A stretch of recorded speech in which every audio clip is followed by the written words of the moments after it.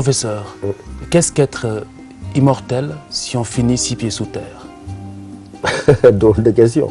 C'est vrai qu'il y a une bonne part de pertinence dans ce que vous dites. Qu'est-ce qu'être immortel? Mais vous savez que l'immortalité biologique, elle n'existe pas. Peut-être que la science pourra enfanter un jour des gens qui ne mourront jamais. Mais dans l'état actuel des choses, nous sommes obligés de reconnaître qu'il est drôle de vouloir être immortel quand on sait que quoi qu'on fasse, nous mourrons. Mais quand on parle d'immortalité, il faudrait la comprendre non pas en un sens biologique, mais en un sens symbolique. Parce que je me rends compte qu'au fond, lorsqu'un homme, par la qualité de ses œuvres, lorsqu'un homme, par l'impact et le cours qu'il a donné à son existence, arrive à survivre éternellement dans la conscience de ses contemporains-là, cet homme, il est devenu immortel, mais d'une immortalité purement symbolique. Mais Seigne Saliou ne peut pas mourir, mais Seigne Mansour Borom Dadiène ne peut pas mourir. Parce qu'il y a des morts qui sont des défaites de la mort et des victoires de la vie. J'ai envie de dire, face à certaines morts, quand on me dit Seigne Saliou Dedouna, quand on me dit Seigne Mansour Dedouna, j'ai envie de rigoler en disant comme le poète, mais ô mort, où est ta victoire? Pourquoi? Parce que la mort de Seigne Saliou, que Dieu me pardonne d'utiliser ce terme-là à son endroit, est une défaite de la mort et une victoire éternelle de la vie. Pourquoi? Parce qu'il y a des hommes qui ne peuvent pas mourir. Pourquoi ils ne peuvent pas mourir? Parce qu'ils se sont soustraits au temps.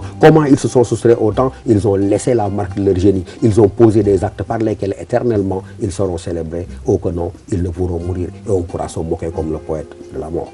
Dans l'approche plus livresque, professeur, on finit en enfer, on brûle dans les flammes ou au paradis.